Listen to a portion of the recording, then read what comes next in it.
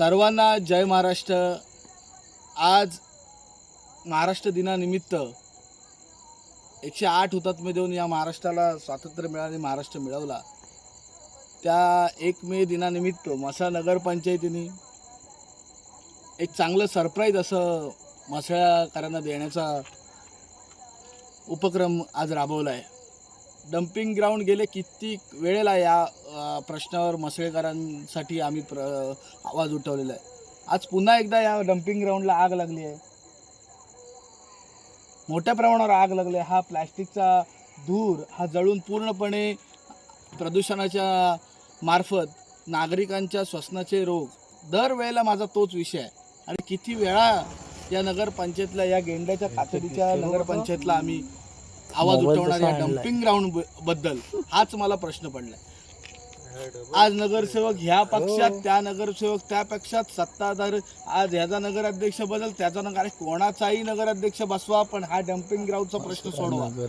मला त्या आदरणीय तटकरे साहेबांना आणि आदरणीय शिंदे साहेबांना या निमित्ताने मी सांगतो की कोणाची, तुमच्या दोघांपैकी कोणाचीही सत्ता येऊ द्या, पण आम्हाला म्हसळेकरांना या डम्पिंग ग्राउंडच्या कसाट्यातून वाचवा।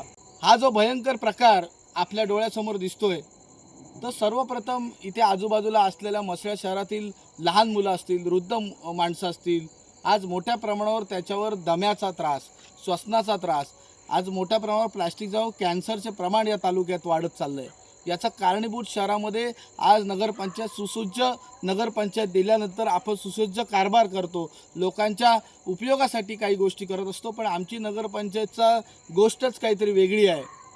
पावसात आला की हा कचरा वाहून जातो, पाऊस नसेल तर हा कचरा जाळला जातो। या पद्धतीने विल्हेवाट लावायची जर पद्धत असेल तर या नगरपंचायतचं करायचं काय, हा प्रश्न मला प्रशासनाला आणि स्थानिक या महायुतीच्या सरकारला विचारायचा आहे। विरोधकांनी ओरडून या डम्पिंग ग्राउंडचे कितीतरी बातम्या पत्रकारांनी लावल्या आहेत, कितीतरी वेळा मी स्वतः याचा पत्रव्यवहार केला आहे, कितीतरी वेळा या डम्पिंग ग्राउंडचा मी विषय मांडला आहे, परंतु नगरपंचायत पूर्णपणे याच्याकडे कानाडोळा करते। याला कारणीभूत काय, म्हसळेकरांनो, आज सरकार कोणाचं येईल, नगरपंचायत कोणाची येईल, पण या प्रश्नाचा कोणतरी सोडवेल ना, तो नगरपंचायतच्या सत्तेवर बसेल। हा निर्णय तुम्ही घेतला पाहिजे, हा निर्णय सर्वसामान्य जनतेने, म्हसळेकरांनी घेतला पाहिजे। या दोघांच्या भानगडीमध्ये या दोघं एकत्र येतील आणि सत्ते बसतील, पण तुम्ही हा डम्पिंग ग्राउंडचा प्रश्न तडीस लावल्याशिवाय आपण शांत बसायचं नाही। या येणाऱ्या निवडणुकीच्या पार्श्वभूमीवर काय काय वेगवेगळे नारळ फोडले जातील, वेगवेगळे आमिष फोडले जातील, वेगवेगळे समाज मंदिर उभारले जातील, परंतु त्यांना एकच प्रश्न विचारा, प्रत्येक म्हसळेकरांनी या डम्पिंग ग्राउंडचा प्रश्न जो सोडवेल तो या सत्तेवर बसेल, तर आणि तरच आपला काहीतरी, कारण का हा जो लढा आहे तो तुम्हा आम्हाचा कुठल्या राजकीय पक्षाचा नाही आहे, तर तुम्हा आम्हाच्या शरीराच्या आजारपणाचा आहे, आरोग्याचा आहे। हा प्रश्न तुमच्या भवितव्याचा आहे, तुमच्या पुढच्या पिढीचा आहे। येणाऱ्या काळात हा प्रश्न गंभीरतेने आपण प्रत्येक म्हसळ्याच्या नागरिकांनी जर केला नाही तर हा आपल्याला जीवावर बेतल्याशिवाय शांत बसणार नाही।